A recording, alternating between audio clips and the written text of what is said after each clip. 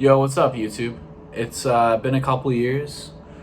Just thought I'd post this because, I don't know, I started doing a lot of long form content on TikTok, and I was like, might as well post it on the tube. So here we are. Currently making some air fryer bacon. So I'm cooking it for a pretty long time, so if the smoke alarm goes off, that's gonna be fucking hilarious. It's gonna be quality content. The neighbors are gonna love it. But I just thought about posting this because I was just thinking about this today, and I thought some people might wanna hear this. So it's just about the paradox that occurs in both platonic, like friendships, and romantic relationships. I would argue it's definitely more so with romantic relationships, but it can also happen in platonic ones too. So what I mean by this paradox is, well, let me start with what led me to thinking about this.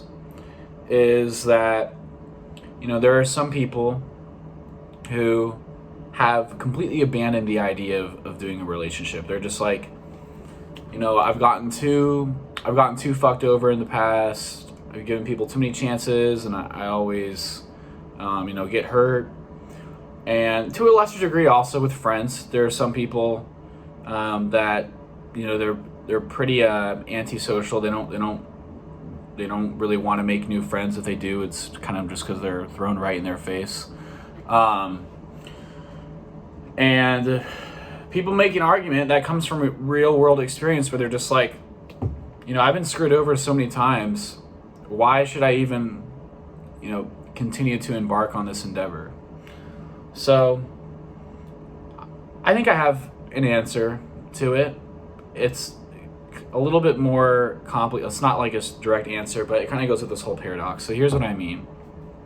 Is you really have, if I simplify it, two emotions. You have joy, and then you have pain.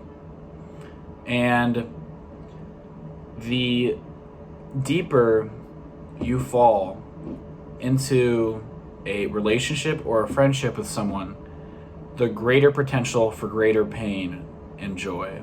So here's what I mean. Is imagine, you just became friends with someone like a month ago, and you hang out a couple times, and they're just fucking chill. It's like you love hanging out with them. Like these are awesome people. And let's say a month in, I'm gonna check on the smoke, but I'm just gonna keep talking. Y'all can get an apartment tour. But what I was saying is, like, let's say you're a month in. Looks like we're all good. We're all good in the smoke department.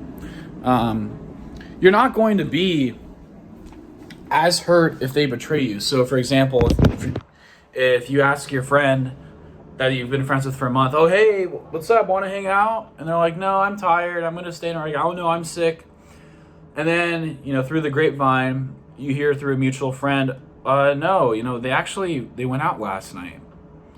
And, that's lying to you. That's just completely fucking you over. But you've only been friends with them for a month. So that's not going to have as much impact as if you were friends with them for 2 years. And the same thing goes with relationships. If he cheats on you a month in, that's not going to sting as bad as someone cheating on you a year in. And that's why, if we want to have true, fulfilling friendships and relationships, those take real time to cultivate, but with that time comes that greater pain, but then you also have greater fulfillment. Like, let's just go back to the relationships, because that's a little bit easier than the friendships to come up with examples for. Imagine you are dating someone and it's your 3-month anniversary, and you decide, oh, okay, let's go on a road trip to, fucking, I don't know, a cool place. And, you're going to have a good time. And it's gonna be pretty fulfilling, but your bond with them, you're either still in the honeymoon phase, or if not, you still haven't connected. You still don't know that person well enough to where that experience brings as much joy, or I would argue euphoria, honestly. You're not in a situation where it's going to bring you that much of that emotion, as much of that emotion, because you haven't cultivated that relationship with them. But if you have been dating them for, let's say, like 1 year, and your 1 year anniversary, just pick the same trip or whatever.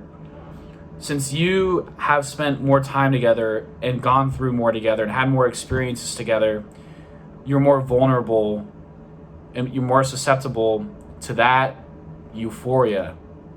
So it's a double-edged sword, and that's why I call it the paradox of platonic and romantic relationships, because the more you open yourself up to somebody, the more susceptible you are to pain, but also the more susceptible you are to joy.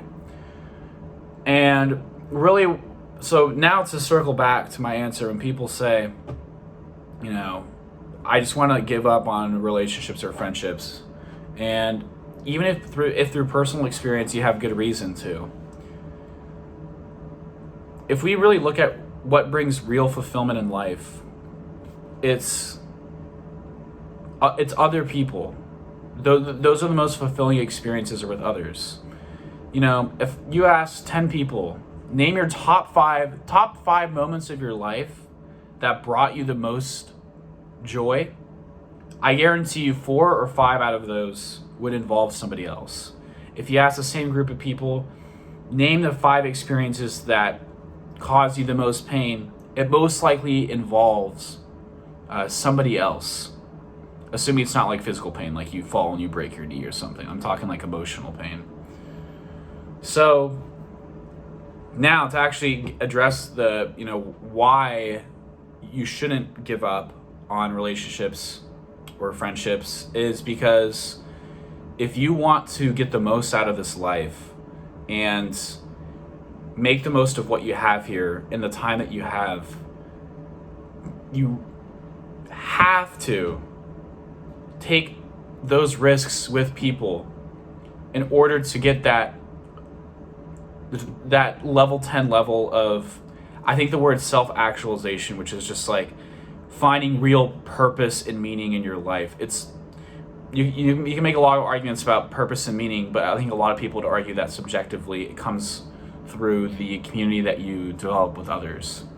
So, if you want to live a life where you're just like, I'm just going to be single and fuck around. I'm not going to take my chances of relationships, or in a smaller camp, it's still people that are just like, what, I'll just stick with my one friend that I have, and I don't want to meet new people. I don't want to meet new friends because I just get fucked over. Without shady peoples, you can do that. And yeah, sure, your susceptibility to pain is going to go down, but so is your susceptibility to joy. So it just takes the vibrant colors out of life. And, if you want to live that way, you can, but I just think that's kind of sad. So that's it. I don't know. I don't know, like, what people are going to think of this video. I just literally was like, fuck it. Let's just record this before the bacon's done. So, yeah, that's the vid. I appreciate y'all watching. Peace.